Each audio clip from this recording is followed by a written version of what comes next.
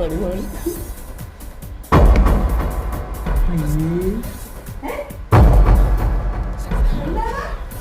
അപ്പൊ ഇന്നെന്താ പരിപാടി എന്ന് വെച്ച് കഴിഞ്ഞാ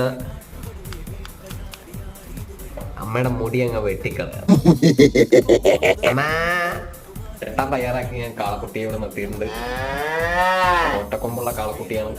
അപ്പൊ ഈ കാളക്കുട്ടിയുടെ മുടി അങ്ങ് വെട്ടാൻ പോണെയാണ്.